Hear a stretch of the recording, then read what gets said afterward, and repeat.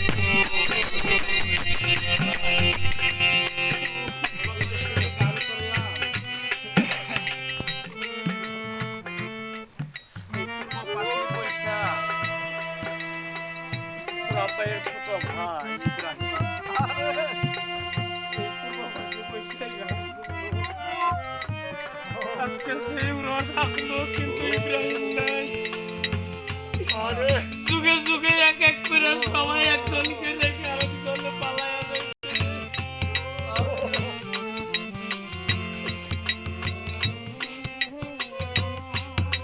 যে লোকগুলো বসা ছিল আজকে তারা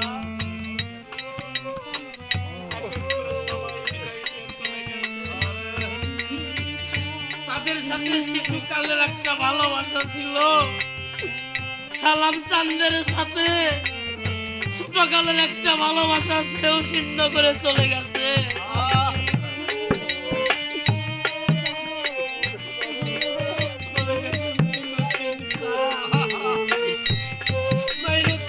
চলে গেছে দৌড়িয়া তারাই চালাবে সালাম চান্দের কাছে, সেও পালায়া গেছে। এখন আর আমি কোথায় যাবো?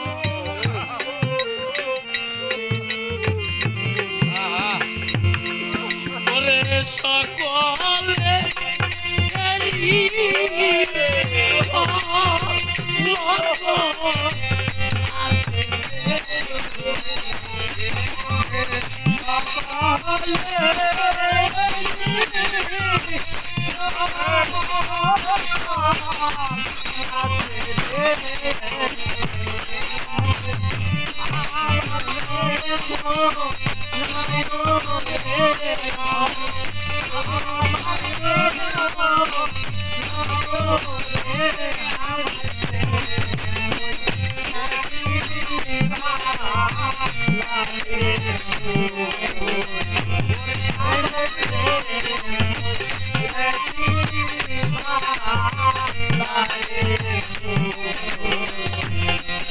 আমার করে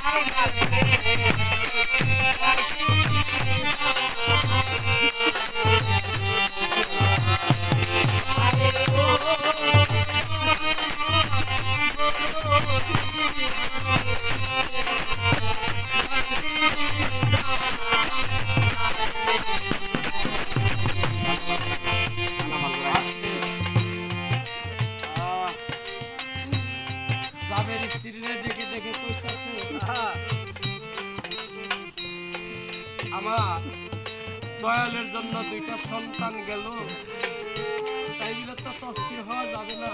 দয়াল আসার সময় হাদিসে লেখছে ওই দুইটা ভাই মিলছে সাদা কাপড় দেখে হাতের নিচে ঢেকে রাখা হবে। আগর কি গুস্ত দিয়া একশো চাউল জোগাড় করছিল খানা আমার দয়াল নবীর সামনে দিয়া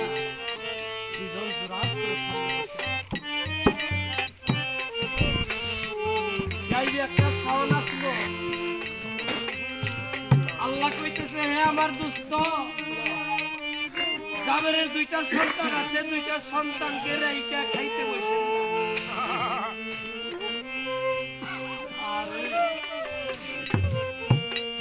জৈবিক দহন কর্ণমূলে আসলো। জাবেরের দুইটা সন্তান আছে, দুইটা সন্তান রাইকা তো খাওয়া যাবে না। আল্লাহ কইরা দিছে, যাবে আমি তো আর খাবো না, তোমার দুইটা সন্তান আছে ডেকে আনো, তারা যেন কোথায় খেতে গেছে, আমি খাবো তো। বলে না, আমি একা একা খাইতে পারবো না। আল্লাহর নবী তার সাথে কি আর মিথ্যা কথা কোয়া যায়? বলল, দরদি, আপনাকে আমার বাড়িতে দাওয়াত করছি, একটা মুরগি ছিল, ওটা জবাই করেছিলাম, আমার বড় ছেলে জবাই দেখছিল, ছোট ছেলে তাকে জবাই দেখাইতে যায়, আবার ছোট ছেলেকে জবাই বড় ছেলেটাও দৌড়িয়া পাশের বাড়িতে বিল্ডিং এ উঠে বাইরে শুনে ওই বিল্ডিং থেকে পড়েছে, প্রাণ হারাইছে। এই তো দুইটা নিত্যবান ঘরের ভিতরে রাখছি, ওরা তো খাইতে পারবো না। আমার আল্লাহর হাবিব বলল, ওকে টেনে টেনে বাহিরে বের করো।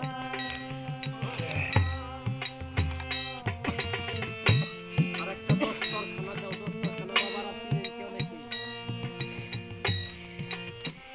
একটা দস্তরখানা বিছিয়ে দিলে, দস্তরখানা বিছিয়ে দিলে বলে বলে এই যে হাড্ডি গুড় মাংস যা আছে কেউ মাটিতে ফেলবে না।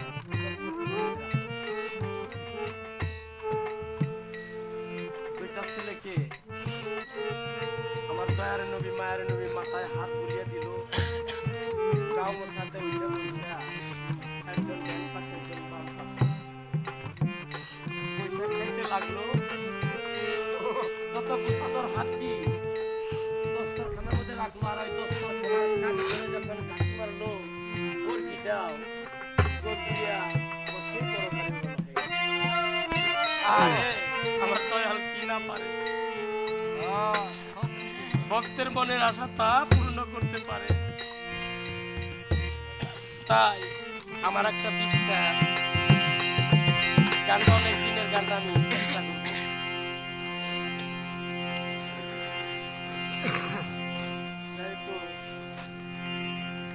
গানের সুরে সুরে